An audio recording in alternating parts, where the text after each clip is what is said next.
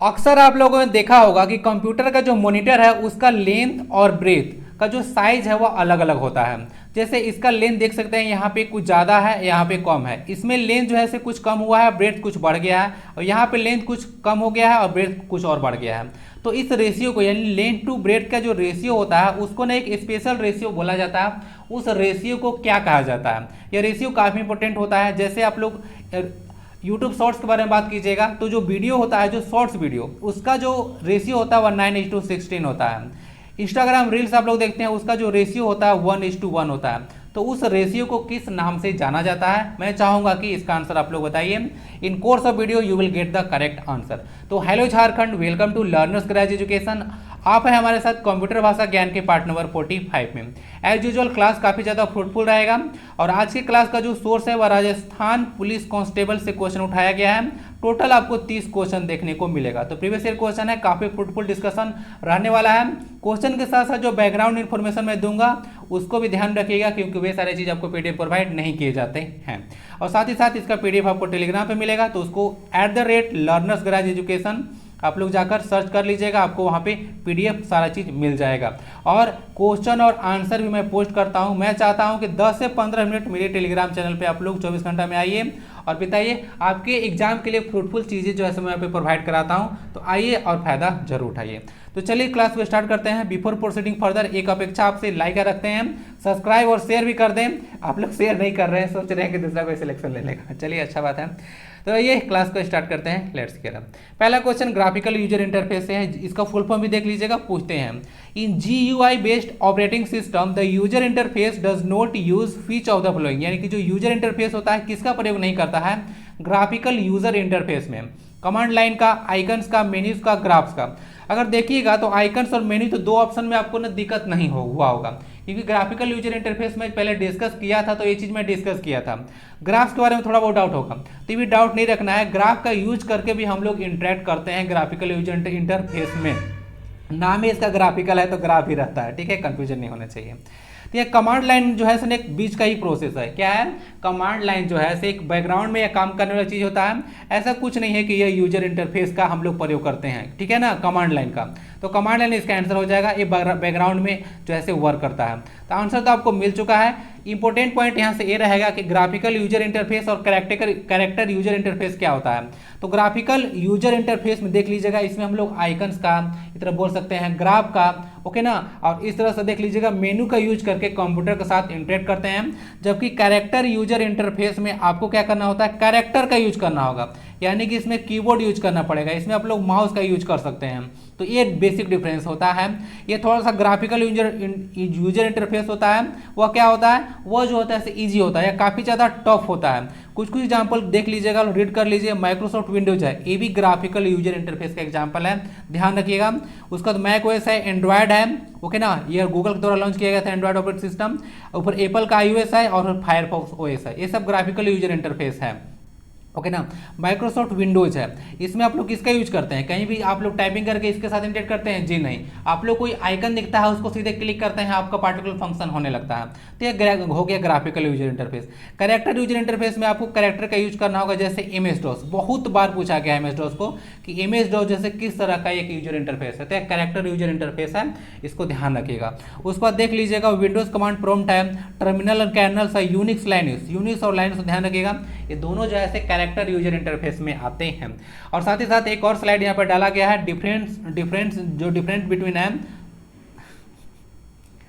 यहाँ पे difference between होना चाहिए, ये मैंने लिखा हूँ। Difference between graphical user interface and character user interface. होता क्या है ना कि इंग्लिश ग्रामर पढ़ाने से ना, मतलब कहीं भी कुछ गड़बड़ रहता है तो ना पता चल जाता है। डिफरेंट बिटवीन नहीं होगा, डिफरेंस बिटवीन होगा। देख सकते हैं कि यहाँ पे कैरेक्टर यूजर इंटरफेस में यहाँ पे टाइपिंग किया गया है, ओके ना, इंटरेक्ट करने के लिए। और ग्राफिकल यूजर इंटरफेस इस तरह का है, देख सकते हैं यहाँ पे जीमेल फीमेल है। उसके बाद स्काइप यहाँ पे दिख रहा होगा, यहाँ पे विंडोज़ का ऐप स्टोर है, और भी कुछ आप लोग यहाँ पे देखने को मिलेगा। तो ये सब आइकन का यूज करके आप लोग इंटरेक्ट कर सकते हैं, ओके ना। यहाँ इस पर आप लोग माउस क्लिक कीजिएगा तो आपका स्काइप खुल जाएगा, ओके ना। अब इसमें आपको देख लीजिए इतना सारा लफड़ा करना पड़ेगा, तो यह काफ़ी टफ होता है, वेरी ईजी होता है यूज करना, ओके। तो समझ गए, डिटेल में आपको ग्राफिकल यूजर इंटरफेस और कैरेक्टर यूजर इंटरफेस समझा दिया। Windows 10 was launched in the year, किस साल जो है विंडो 10 लॉन्च होगा, ये चीज़ तो मैं किया हूँ, गलती है।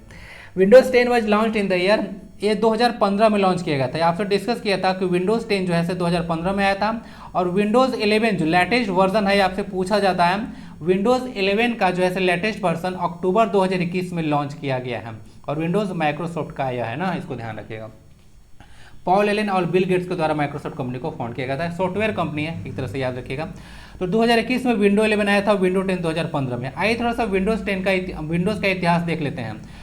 यहाँ पे ऑपरेटिंग सिस्टम के बारे में बात किया जा रहा है। कभी भी विंडोज़ 10 ये सब कुछ पूछता है तो सारा चीज़ है ना, एक ऑपरेटिंग सिस्टम का एग्जाम्पल है। तो ऑपरेटिंग सिस्टम जो वर्क होता है ना, वो इंटरफेस के जैसा कार्य करता है यूजर और कंप्यूटर हार्डवेयर के बीच में। ये क्वेश्चन इंपॉर्टेंट है कि जो ऑपरेटिंग सिस्टम है किसके बीच कार्य करता है, तो यूजर और कंप्यूटर हार्डवेयर के बीच में एक इंटरफेस का कार्य करता है, यानी कि बोल सकते हैं कि एक तरह का नाव है जो आपको पार कराता है, ठीक है ना। तो कंप्यूटर में इसके बिना आप लोग कुछ काम नहीं कर सकते हैं। और अगेन ऑपरेटिंग सिस्टम में नाम में सिस्टम है, ये एक सिस्टम सॉफ्टवेयर का एग्जाम्पल है, याद रखिएगा। विंडोज़ 190 जो है 85 में लॉन्च हुआ था। माइक्रोसॉफ्ट कंपनी को 1975 में फाउंड किया गया था, इसको ध्यान रखिएगा। 1985 में इसका पहला वर्जन आया था, उसके बाद रीड कर लीजिएगा। यहाँ पे इंपॉर्टेंट है, विंडो 8 2012 में आया था, विंडोज़ 95 1995 में आया था। क्वेश्चन एक बार फिर आएगा, इसको डिस्कस करेंगे।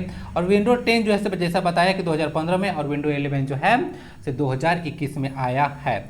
और विंडो 8 के बाद देखिए विंडोज़ 9 जो है से नहीं आया था, इसको डिसकंटिन्यू किया गया था। मेरा आपसे क्वेश्चन है कि एप्पल का कौन सा वर्जन जो है से लॉन्च नहीं हुआ था, बताइए जरा।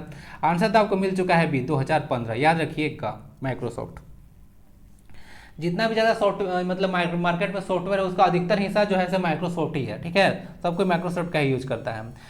WYSIWYG किसका फुल फॉर्म क्या होता है, तो इसका फुल फॉर्म होता है what you see is what you get. What you see is what you get, याद रखिएगा। बहुत ही सिमिलर ऑप्शन आपको यहाँ पे देखने को मिल जाएगा। व्हाई यू गेट है और यहाँ पे व्हाट होता है। तो what you see what you gate, यानी कि जो आप देखते हैं वो आपको मिल जाएगा।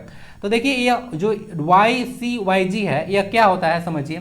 एक तरह का बोल सकते हैं कि यह जो है एडिटिंग सॉफ्टवेयर है। क्या है, एडिटिंग सॉफ्टवेयर है, जो कि आपको एडिट करने का जो है ऑप्शन प्रोवाइड करता है। अपने हिसाब से कोई भी चीज़ को आप लोग चेंज कर सकते हैं और उसको अपने हिसाब से उसको प्रिंट फिर कर सकते हैं। तो एक टूल बोल सकते हैं कि एडिटिंग सॉफ्टवेयर है। तो इसका फुल फॉर्म देख लीजिएगा, what you see is what you get. और डिटेल आपको जानना होगा तो इसको थोड़ा सा रीड कर लीजिए। बट ये एक एडिटिंग सॉफ्टवेयर है, आपको अपने हिसाब से काम करने का यह ऑप्शन प्रोवाइड करता है। ये सारा क्वेश्चन राजस्थान पुलिस कांस्टेबल में आया था, अच्छी लेवल क्वेश्चन है। विच of the following is an internet browser. मैं आपको कितनी बार बोल चुका हूँ कि कौन एक इंटरनेट ब्राउजर है, कौन जो है से एक सर्च इंजन है, कौन ऑपरेटिंग सिस्टम है, कौन ऑपरेटिंग सिस्टम नहीं है। ये सब पे question, input devices output devices, कौन एक ऑपरेटिंग सिस्टम है, ऑपरेटिंग सिस्टम नहीं है, ओके ना। और क्या क्या होता है, कौन एक ग्राफिकल यूजर इंटरफेस का एग्जाम्पल नहीं है, कौन एक इंपैक्ट प्रिंटर है, कौन इंपैक्ट प्रिंटर नहीं है। ये सब क्वेश्चन ना आते ही रहते हैं और आज की क्लास में भी ये सारा क्वेश्चन आपको रिफ्लेक्ट हो जाएगा। तो देखिए क्वेश्चन है पहले कि कौन जैसे कि इंटरनेट ब्राउजर नहीं है, यहाँ पे है पूछा है। तो ओपेरा होगा। टिंडर और जो फ्लिकर है ना, ये आपको सोशल साइट देखने को मिलेगा, सोशल नेटवर्किंग साइट है। और पिकासा जो है से आपको एक पिक्चर एडिटिंग जो है सॉफ्टवेयर है ना, इसको ना पिक्चर एडिट किया जाता है, पिकासा। तो आंसर इसका ए हो जाएगा। ओपेरा मिनी आप लोग इसको जानते हैं ना, ओपेरा मिनी इसको बोला जाता है। इस तरह का आप लोग देखोगे मोटा वाला इस तरह का इसका लोगो होता है ना, ओपेरा रेड कलर का होता है। मेरा जब आज का मैं जब लेक्चर बना रहा था ना, तो मेरे माइंड में एक आइडिया हिट किया था जो कि कंप्यूटर से रिलेटेड ही है।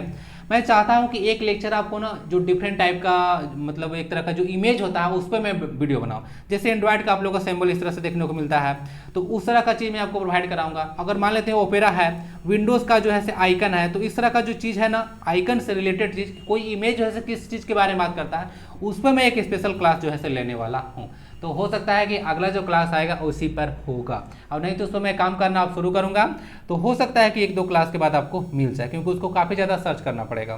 तो वो भी चीज़ आपको एक देखने को मिल जाएगा। तो answer A. The dash button is use to reload a page in the internet browser. अब इसको ना मैक्सिमम लोग गलती कर देंगे। क्यों? कि कौन सा बटन होता है जो कि यूज किया जाता है रिलोड करने के लिए पेज को इंटरनेट ब्राउजर पर। तो यहाँ पर रिलोड ऑप्शन भी है, रिफ्रेश भी है, रिसर्च भी है, फॉरवर्ड भी है। क्या होगा? तो सब लोग ने इसको ना रिफ्रेश जो है से लगाएंगे। रिफ्रेश कोई जो है से बटन नहीं होता है, रिलोड का ऑप्शन आपको देखने को मिल जाएगा। तो रिलोड जो है से आप लोग कर सकते हैं। तो रिलोड इसका सही आंसर हो जाएगा, न कि रिफ्रेश। हाँ, जब आप लोग जो है से रिलोड करते हैं तो प्रक्रिया रिफ्रेश होता है, और रिफ्रेशिंग करने के लिए आप लोग सीधे F5 दबा सकते हैं। ठीक है, तो F5 का यूज आप लोग कर सकते हैं, आपका पेज जो है रिफ्रेश हो जाएगा। तो ये फंक्शन होता है एक रिफ्रेश, न कि डायरेक्ट कोई बटन होता है। ओके, तो रिलोड आपसे पूछा था कि जो है कौन सा बटन यूज करना है रिलोड करने के लिए, तो रिलोड आपको ऑप्शन देखने को मिल जाएगा। तो F5 का या कंट्रोल+R भी आप लोग यूज कर सकते हैं। विंडोज़ में यह ऑप्शन आपके पास अवेलेबल होता है ना F5 का। ओके, चलिए MS पावर पॉइंट में जो है से ये जो है यूज किया जाता है F5 स्लाइड शो के लिए। क्लियर, इसको याद रखिएगा। आंसर इसका ये है रिलोड आंसर होगा, न कि रिफ्रेश। रिफ्रेश के लिए F5 शॉर्टकट की या कंट्रोल+A मतलब F5 फंक्शन की या कंट्रोल+R शॉर्टकट की यूज किया जाता है। ओके, कोई प्रॉब्लम नहीं होना चाहिए। कास्ट का फुल फॉर्म क्या होता है? तो इसका फुल फॉर्म होता है कंप्यूटर एडेड सॉफ्टवेयर टेस्टिंग ना, इसको ध्यान रखिएगा। कंप्यूटर एडेड सॉफ्टवेयर टेस्टिंग इसका फुल फॉर्म होता है CAST। AID होता है, एड मतलब सपोर्ट होता है ना, सहायता प्रदान करना। एडेड नहीं होगा ये वाला, इसको ध्यान रखिएगा, इसमें हो सकता है कंफ्यूजन हो जाए आपको। Which of the following is the world's first graphical internet? तो फर्स्ट जो ग्राफिकल इंटरनेट कौन सा था? तो ये ना इरवाइज था। इसको 1992 में यहाँ पे लिखा हुआ है कि इसको जो है लॉन्च किया गया था। 1992 में इरवाइज को लॉन्च किया गया था। इंटरनेट एक्सप्लोरर देखिएगा, इसको ना आप लोग को जैसे कि बताया था कि विंडोज़ 95 आया था ना, तो विंडोज़ 95 जो ऑपरेटिंग सिस्टम था उसमें जो है ब्राउजर के रूप में दिया गया था। तो 1995 में इसको लॉन्च किया गया था इंटरनेट एक्सप्लोरर को। तो ये भी जो है माइक्रोसॉफ्ट का ही है, कंफ्यूजन आपको नहीं होना चाहिए।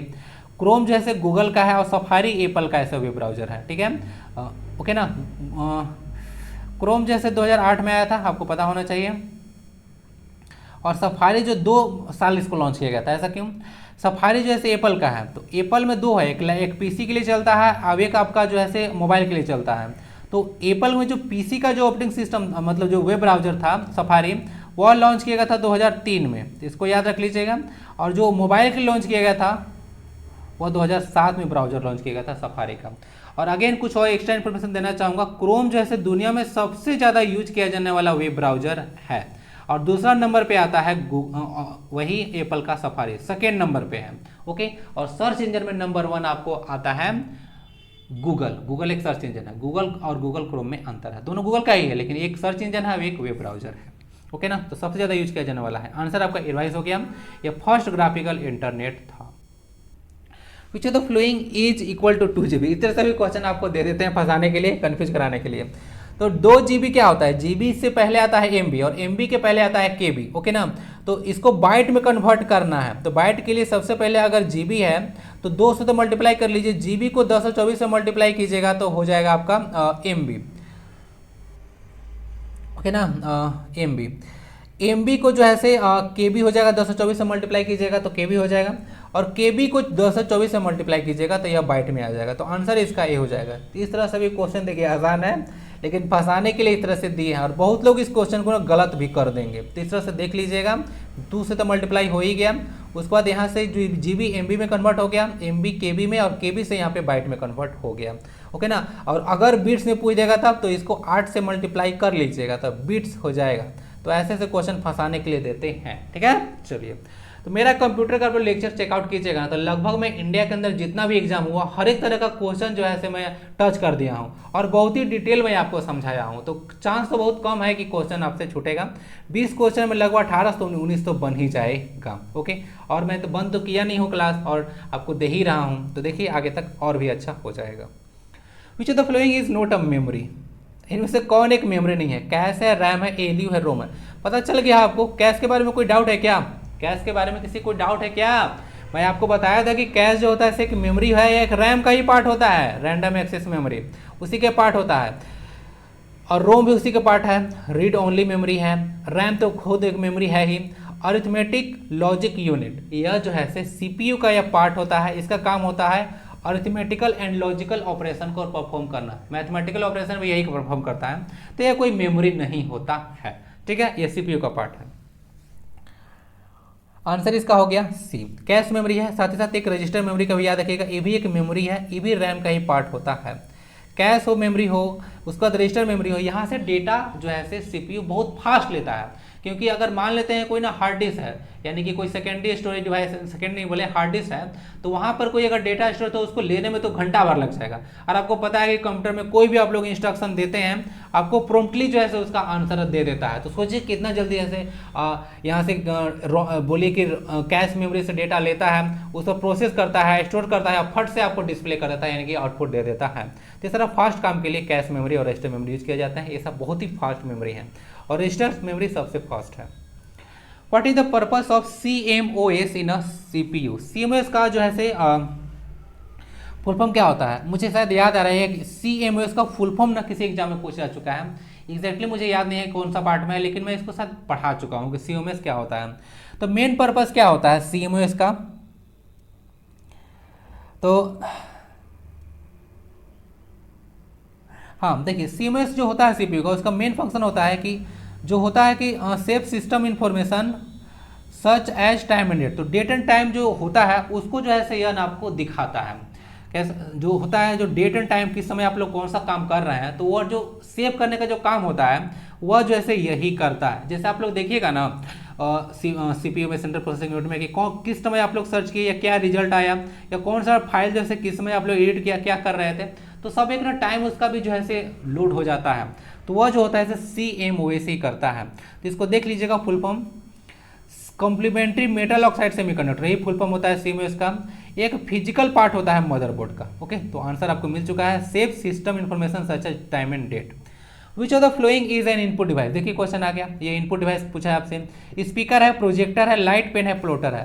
तो लाइट पेन आंसर हो जाएगा। लाइट पेन एक तरह का बोल सकते हैं कि इस तरह से जिस तरह से मैं लिख रहा हूँ, ये एक लाइट पेन का एग्जाम्पल है। यानी कि एक जो है से बोल सकते हैं कि स्क्रीन हो या टैबलेट हो जो कि टच स्क्रीन हो, उस पर लिखने के लिए यूज किया जाता है। तो ये सब ना लाइट पेन से ये सब काम हो रहा है। तो लाइट पेन जो है कि इनपुट डिवाइस है। यहाँ पे मैं कुछ काम कर रहा हूँ तो आपको यह दिख रहा होगा, यानी डेट मतलब पहले तो मैं लिख रहा हूँ तो यह काम ले हो रहा है। ओके ना, तो एक साथ ना इनपुट और आउटपुट दोनों के जैसा यहाँ पे काम हो रहा है, क्योंकि आपको पता है कि ये टच स्क्रीन है और टच स्क्रीन दोनों के जैसा कार्य करता है, इनपुट आउटपुट। जो मैं लिख रहा हूँ वह मैं इनपुट दे रहा हूँ, जो आप लोगों को दिख रहा है वो आउटपुट हो गया तुरंत के तुरंत। ओके ना, यही तो काम है टच स्क्रीन का। आंसर इसका सी है, लाइट पेन एक इनपुट जो है इनपुट डिवाइस है।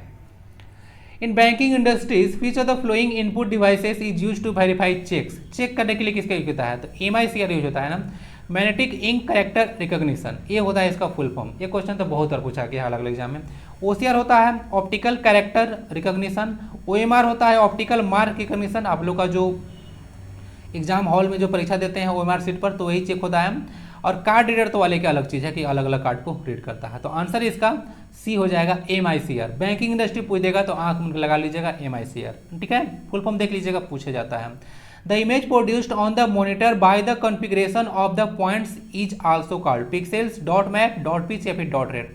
देखिए कोई भी इमेज आप लोग उठाकर देख लीजिएगा, उसको ना आप लोग बहुत जूम कीजिए। ऐसे तो आंख के पास भी ले जाइएगा, सटा दीजिएगा तो भी ऐसे पता नहीं चलेगा, लेकिन अगर उसको जूम करते जाइए आप लोग बहुत ज़्यादा, यानी कि 200 टाइम्स, 500 टाइम्स, 1000 टाइम्स अगर उसको अगर जूम इन कर देते हैं आप लोग, तो क्या होगा, तब ना वह एकदम डॉट जैसा दिखने को मिलते जाएगा। इस तरह का डॉट डॉट दिखने लगेगा। कोई भी इमेज सब उठाकर देख लीजिएगा, तो डॉट को ना पिक्सल बोला जाता है। क्या बोला जाता है?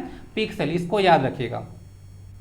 देखिए पिक्सल का मतलब होता है पिक्चर एलिमेंट। इस जो पिक्सल को देखिएगा कि बनाया कैसे जाता है, तो ये जो पिक्सल बनाया गया है, पिक्चर में से ना पिक्स उठाया गया है और एलिमेंट का EL उठा के इसको पिक्सल बना दिया गया है।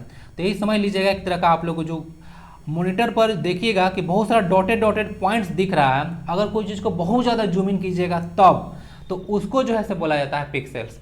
इस तरह का इमेज को देखिएगा आप लोग, तो इस तरह का पिक्सल आपको देखने को मिलेगा। ये जो डॉट आप लोग को देखने को मिल रहा है वही पिक्सल है। और पिक्सल जो है से इमेज का जो है बोल सकते हैं कि ये जो है से स्मॉलेस्ट यूनिट होता है, यानी कि हमारा बॉडी जिस तरह से बना हुआ है सेल से, क्या होता है, सेल जो फंडामेंटल यूनिट ऑफ लाइफ है, यानी कि स्मॉलेस्ट पार्ट होता है हम लोग का, जो बोल सकते हैं बॉडी है उसका।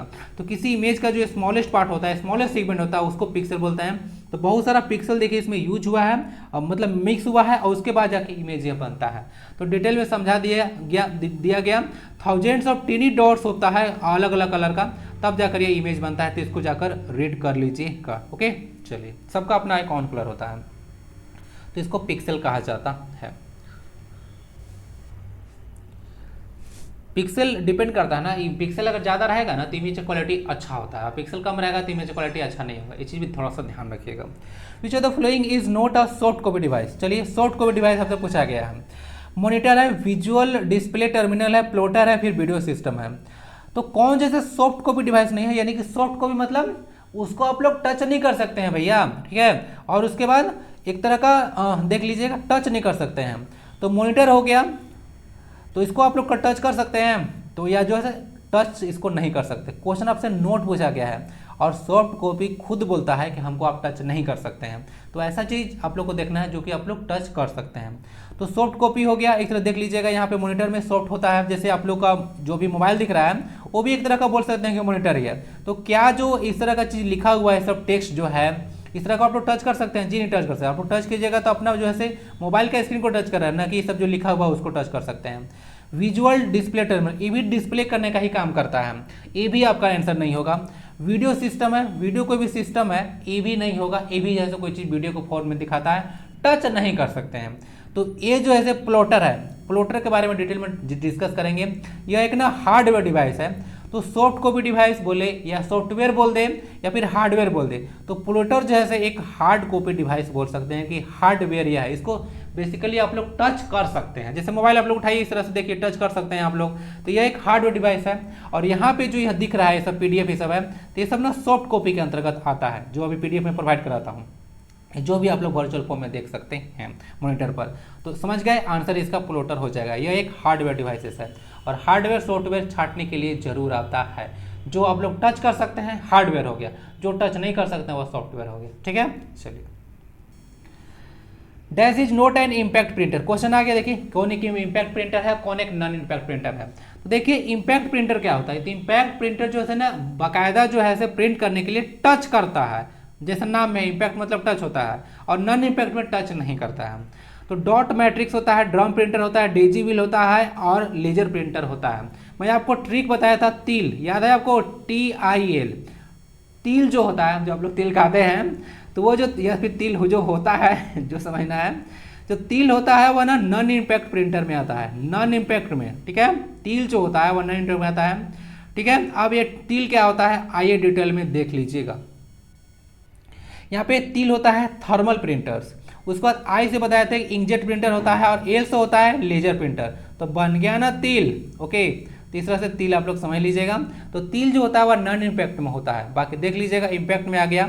आपको डॉट मैट्रिक्स आता है, डेजीविल है, उसके बाद लाइन प्रिंटर में आता है drum printer, chain printer, band printer. Further अगर आप लोग को छांटने के लिए आ जाए तो भी जो है आप लोग छांट लीजिएगा। कैरेक्टर में DD होता है ना, देख लीजिए, डॉट मैट्रिक्स और डेजीविल है, और लाइन में ड्रम है, चैन है, बैंड है। तो बैंड और चैन में तो कन्फ्यूजन नहीं होगा आप लोग, ये सब देखिए चैन के रूप में दिखता है, आपको लाइन के रूप में दिखता है। ठीक है, बैंड है, चैन है, ये तो नाम ही है, और ड्रम एक याद रख लीजिएगा। तो आंसर आपको मिल चुका है, answer is laser printer. Laser का आप लोग ना साइंस में फुल फॉर्म भी होता है LASER, light amplification by stimulated emission of radiation. Okay, तो इम्पैक्ट और नॉन इम्पैक्ट डिटेल में समझा दिया। छांटने के लिए क्वेश्चन आता है, और ये सारा क्वेश्चन मैं अपने घर से लेकर नहीं आया हूँ, यह प्रीवियस ईयर क्वेश्चन का है। What is the relationship between the vertical length of monitor with its horizontal length called? तो देखिए अच्छा यही क्वेश्चन है जो कि आपसे पूछा गया था। तो आइए पहले डिटेल में देख लेते हैं इसको, उसके बाद इस पे आते हैं। देखिए आप लोग कंप्यूटर का मॉनिटर देखिएगा या फिर अलग अलग वीडियो का देखिएगा, तो अलग अलग जो है ना आप लोग को रेशियो देखने को मिलेगा। जैसे कि ये चीज़ तो आप लोग देख चुके हैं, यहाँ पे देखिएगा ये 2:1 है, यानी कि बोला है कि इसका लेंथ जो है 2 है और ब्रेड्थ 1 है। यहाँ पे बोला है 16:9, और यूट्यूब पर जो वीडियो जो नॉर्मली होता है, मैं भी जो अपलोड करता हूँ, वह 16:9 ही का रेशियो रहता है। ये हॉरिजॉन्टल फॉर्म में होता है, और वहाँ पे मैं शॉर्ट्स बताया था कि 9:16 रेशियो होता है। ये जो है होता है, जो हॉरिजॉन्टल रूप में आप लोग देखते हैं, वो 16:9 का बनाया होता है। इसमें आप लोगों को बड़ा दिखता है, आप लोग जब स्क्रीन को रोटेट कीजिएगा तब 16:9 में आता है। ओके, तो इसको देख लीजिएगा 16:9 है। और यहाँ पे इसी करते करते कुछ आगे बढ़ गया है, बाद में जो है 1:1 हो गया। इंस्टाग्राम पे 1:1 जो है काफ़ी ज़्यादा यूज किया जाता है रील में। ओके ना, रील्स में। तो समझ गया, तो इसको ना एक्सपेक्ट रेशियो बोला जाता है कि लेंथ इनटू ब्रेथ का रेशियो। समझ गया, आइए क्वेश्चन को रीड कर लीजिए। What is the relationship between the vertical length of monitor with its horizontal length. तो वर्टिकल के साथ लेंथ जो हॉरिजॉन्टल पूछा है, तो कोई जरूरी नहीं है हॉरिजॉन्टल का वर्टिकल से भी पूछा जाता है। जैसे कि यहाँ पे देख लीजिएगा, जितना भी लिखा हुआ है थोड़ी ना जो है वर्टिकल टू जो है हॉरिजॉन्टल है, वर्टिकल से हॉरिजॉन्टल नहीं है। देखिए हॉरिजॉन्टल से वर्टिकल का लेंथ दिया हुआ है, ठीक ना, क्योंकि 16 थोड़ी ना ऊपर वाला हो सकता है, ये वाला, ये तो 16 नीचे वाला ही होगा। तो एक्सपेक्ट रेशियो इसको बोला जाता है, इसको देख लीजिएगा। रिजोल्यूशन आप लोग समझते होंगे, वीडियो का रिजोल्यूशन जितना अच्छा ज़्यादा होता है, क्वालिटी उसका उतना ही ज़्यादा है। ये क्वालिटी को दिखाता है रिजोल्यूशन। ओके ना, जैसे आप लोग देखते होंगे 144p 240p होता है, उसका 360p जो कि ज़्यादातर देखा जाता है, डेटा सेवर होता है। ओके ना, उसका 720 होता है, वो 1280 होता है, 1080 होता है, सॉरी, ये सब कुछ होता है। समझिए, डिटेल में समझा दिया। इसको एस्पेक्ट रेशियो के नाम से जाना जाता है। दूसरा रेशियो आप लोग बनाइएगा ना, जैसे इसमें आप लोग बना दिए, मान लेते हैं कि 21:9 रेशियो में यह दिखाता है, और दूसरा रेशियो आप लोग ने वीडियो जैसे बना दिया, तो इसमें ना अच्छा से आपको दिखेगा नहीं। तो जिस रेशियो में कोई चीज़ काम करता है उसी रेशियो में आप लोग को बनाना पड़ता है। File creation is part of dash management of the operating system. अब मेरा बात मानिएगा, ऑपरेटिंग सिस्टम से इतना क्वेश्चन आता है, भर भर के क्वेश्चन आता है हर एक एग्जाम में, हर एक एग्जाम में भर भर के आता है। तो ऑपरेटिंग सिस्टम को आप लोग ध्यान से देखिएगा। File creation is part of the dash management of the operating system. Memory है, प्रोसेस है, फाइल है, सिक्योरिटी है, सब काम होता है। अभी डिस्कस करेंगे कि जो ऑपरेटिंग सिस्टम का क्या क्या काम होता है। यहाँ पे ऑपरेटिंग सिस्टम होना चाहिए, थोड़ा सा मिस्टेक हो गया है। तो ये फाइल मैनेजमेंट का काम होता है। अगर फाइल आपको क्रिएट करना है, ओके, तो वह आपको जो है से ऑपरेटिंग सिस्टम का फाइल मैनेजमेंट काम करेगा। ठीक है, फाइल देख लीजिएगा, कुछ ऑपरेटिंग सिस्टम का कार्य है। यहाँ पे प्रोसेस मैनेजमेंट है, डिवाइस मैनेजमेंट है और मेमोरी मैनेजमेंट है। अंदर में जाइएगा तो फाइल, जो मेमोरी मैनेजमेंट का कार्य है उसमें फाइल मैनेजमेंट आता है, और फाइल मैनेजमेंट में ही आपको फाइल क्रिएट करने का ही ऑप्शन प्रोवाइड कराता है। सिक्योरिटी है, जॉब अकाउंटिंग है, उसका प्रोसेस में देख लीजिएगा, कम्युनिकेशन है, जॉब शेड्यूलिंग है, नेटवर्किंग काम है। डिवाइस में क्या होता है, सेकेंडरी स्टोरेज मैनेजमेंट है, कमांड इंटरप्रेशन है, इनपुट आउटपुट का मैनेजमेंट है। इसको ध्यान रखिएगा, इनपुट आउटपुट जो मैनेजमेंट होता है वह डिवाइस मैनेजमेंट का अंतर्गत आता है। ओके ना, इसको याद रखिएगा, इनपुट आउटपुट मैनेजमेंट। तो यही ऑपरेटिंग सिस्टम है। कोई भी जो कंप्यूटर है वो बिना ऑपरेटिंग सिस्टम के बिना चल नहीं सकता है। जैसे कि बताया था ना कि आप लोग को ये चीज़ पता होना चाहिए कि गाड़ी को चलने के लिए जिस तरह से रोड चाहिए, ट्रेन को चलने के लिए जिस तरह से ट्रैक चाहिए, उसी तरह से कोई एक बोल सकते हैं कंप्यूटर को रन करने के लिए ऑपरेटिंग सिस्टम नामक रोड जरूर चाहिए, अदरवाइज यह नहीं रन कर पाएगा और सिस्टम बूट भी नहीं कर पाएगा। क्योंकि आपको पता होगा जब बूटिंग आप लोग प्रोसेस करते हैं तो उस समय जो होता है पोस्ट काम करता है, पावर ऑन सेल्फ टेस्ट, जो कि आप लोग को चेक करता है। तो ऑपरेटिंग सिस्टम नहीं रहेगा तो सारा कार्य आपको होगा ही नहीं। ठीक है ना, जिसमें आपको पता होता है बेसिक इनपुट आउटपुट सिस्टम जो चेक किया जाता है। फाइल मैनेजमेंट का कार्य है फाइल क्रिएट करना। ओके, नेक्स्ट क्वेश्चन है, which of the following is not a function of operating system. तो ऑपरेटिंग सिस्टम का कौन सा जो है ये फंक्शन नहीं है। तो मेमोरी मैनेजमेंट है, फाइल मैनेजमेंट है, प्रोसेस मैनेजमेंट है या फिर डेटाबेस मैनेजमेंट है। तो यहाँ पे देख लीजिए, कहीं भी आपको डेटाबेस मैनेजमेंट दिख रहा है? जी नहीं दिख रहा है। तो डेटाबेस जो मैनेजमेंट होता है या इसका कार्य नहीं होता है। डीबीएमएस का फुल फॉर्म होता है डीबीएमएस ना। तो डेटाबेस मैनेजमेंट सिस्टम एक अलग चीज़ है, यह जो है से ऑपरेटिंग सिस्टम का कार्य नहीं है। तो आंसर इसका डी होगा। बाकी memory management, file management, process management सब जो है से इसके कार्य हैं। ठीक है, यहाँ पे देख सकते हैं।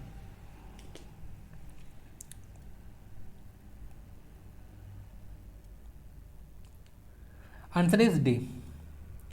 नेक्स्ट क्वेश्चन आता है, विच of the following is not an operating system. इनमें से कौन जो है एक ऑपरेटिंग सिस्टम नहीं है। एंड्रॉयड है, उसके बाद सैम्पियन लिखा हुआ है, फायरफॉक्स लिखा हुआ है, उसके बाद आईओएस लिखा हुआ है। तो फायरफॉक्स तो आपको पता चल गया होगा कि यह जो ऑपरेटिंग सिस्टम नहीं है। फायरफॉक्स क्या है? फायरफॉक्स जो है से यह एक इंटरनेट बोल सकते हैं कि वेब ब्राउजर है फायरफॉक्स। ओके ना, यूज किया जाता है। और फायरफॉक्स आज संभवतः इसको नोट डाउन तो मत कीजिएगा, ये शायद विंडोज़ का ही जो है से ऑपरेटिंग, मतलब माइक्रोसॉफ्ट का, विंडोज़ नहीं बोलेंगे, माइक्रोसॉफ्ट का ही शायद यह है। इसको चेकआउट करेंगे डिटेल में और पीडीएफ में डाल दूंगा। अभी माइंड पे शायद नहीं आ रहा है कि यह माइक्रोसॉफ्ट का है या कि किसी और का है। ओके ना, एंड्रॉयड गूगल का है, आईओएस एप्पल का है। आंसर इसका सी है, फायरफॉक्स ऑपरेटिंग सिस्टम नहीं है, ये एक वेब ब्राउजर है। नेक्स्ट क्वेश्चन है, palm OS in example of which type of operating system. तो पाम ओएस एक ऑपरेटिंग सिस्टम देख लीजिएगा, एक सिंगल यूजर ऑपरेटिंग सिस्टम है। ओके ना, और जो यूनिक्स था वो पहला ऑपरेटिंग सिस्टम था, इसको ध्यान रखिएगा। पाम ओएस के बारे में थोड़ा सा देखिएगा तो मेनली रूप से आपको देखने को मिल जाएगा, रीड कीजिएगा। तो 1996 में इनिशियली इसको डेवलप किया गया था पीडीए के लिए। और जो पीडीए क्या होता है, यह पर्सनल डिजिटल असिस्टेंट होता है। फुल फॉर्म इसका इंपॉर्टेंट है, पूछा जाता है ना पीडीए। इस तरह से देख सकते हैं, अलग अलग कुछ कैलकुलेशन आप लोग कर सकते हैं और भी अलग अलग काम इसमें किया जाता है।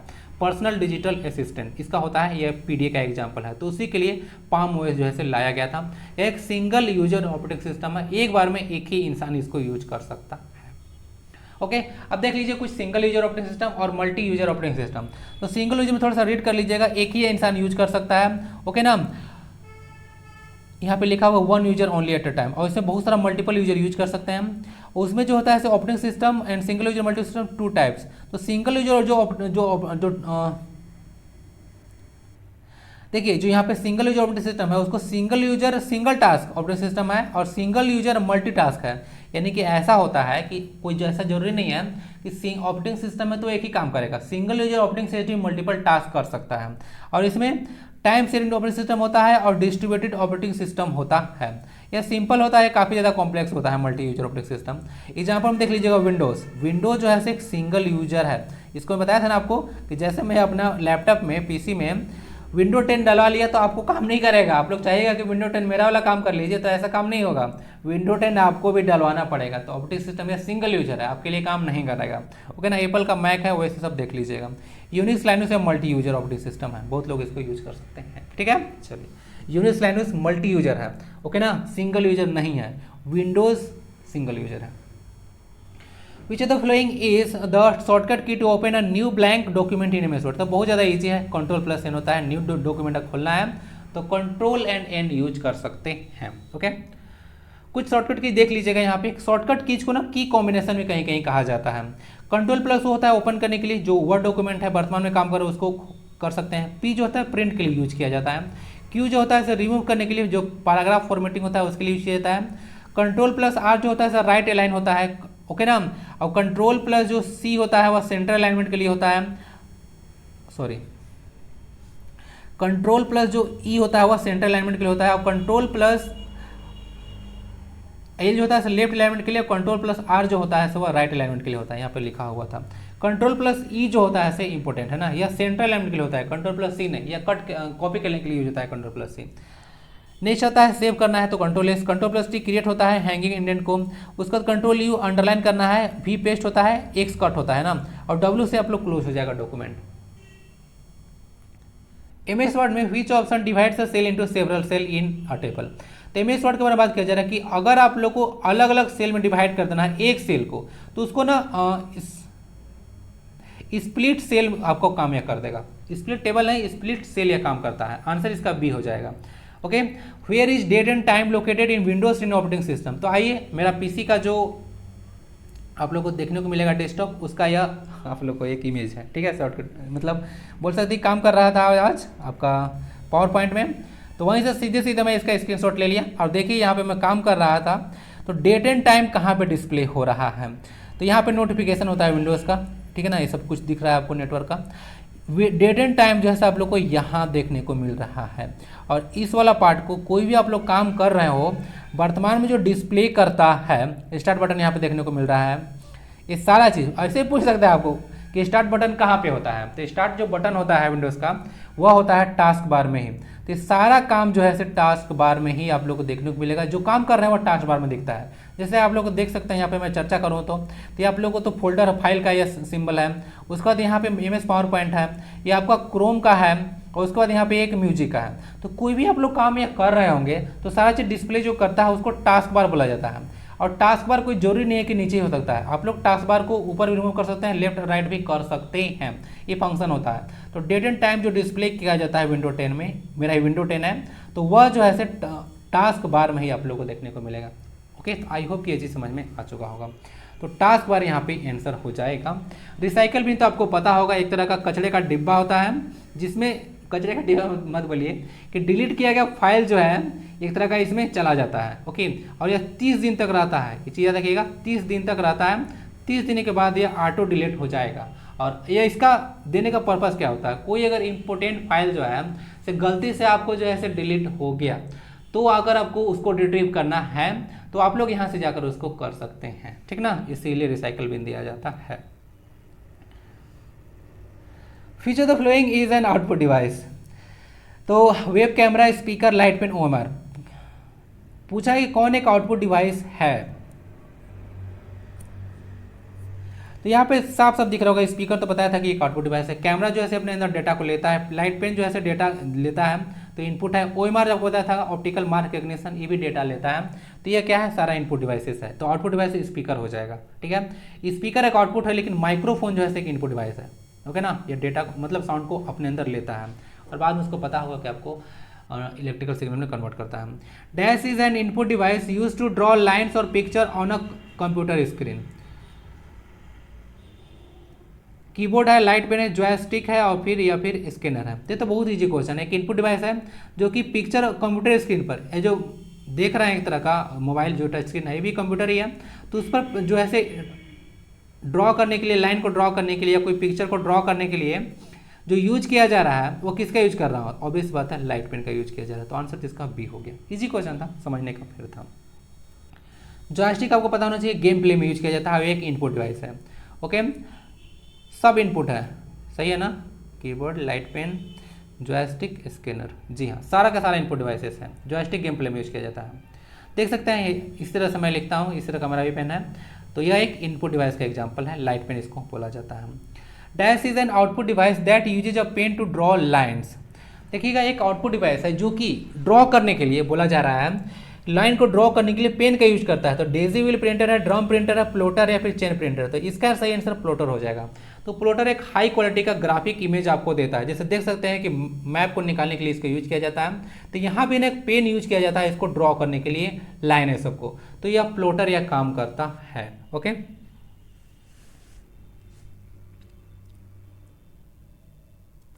विच of the following is a soft copy output device. अब क्वेश्चन यहाँ से आउटपुट भी है सॉफ्ट भी है, आपको ऐसा चीज देखना है। तो soft copy output device monitor है, डिजिटल प्रिंटर है, प्लॉटर है, फिर लेजर प्रिंटर है, तो आंसर इसका ये हो जाएगा। सॉफ्ट कॉपी कहने का मतलब भैया आप इसको टच नहीं कर सकते हैं।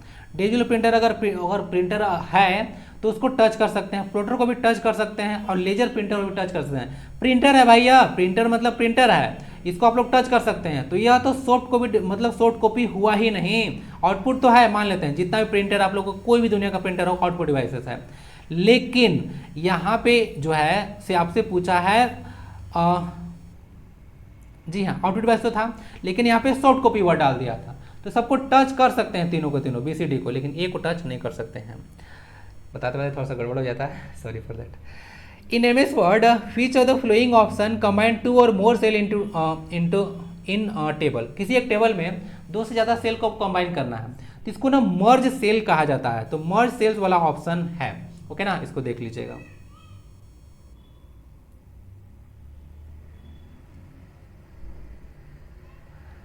और ये जो मर्ज सेल आपको ऑप्शन मिलेगा वो मिलेगा लेआउट पेज में ना, लेआउट में मिलेगा, पेज लेआउट में नहीं, लेआउट में मिलेगा। मर्ज सेल इसका आंसर हो जाएगा। तो मर्ज का ही उल्टा स्प्लिट होता है, मर्ज करना है तो मिल जाएगा और उसको तोड़ना है एक को ज़्यादा से स्प्लिट में। क्वेश्चन स्प्लिट पे भी था, मर्ज पे भी था ना। इधर से देख सकते हैं इस तरह का 3 सेल को अगर मर्ज करना है तो आप लोग जो है मर्ज सेल यूज कर सकते हैं। और यहाँ पे लेआउट जो है यह आपको टैब में देखने को मिलेगा। पेज लेआउट नहीं बोला था, लेआउट बोला था, देख लीजिएगा, कन्फ्यूजन नहीं होना चाहिए कि अगर मर्ज सेल चाहिए तो आपको लेआउट टैब का यूज करना होगा, न कि page layout. In MS Word, which is used to insert virtual text या ghost text in the background of the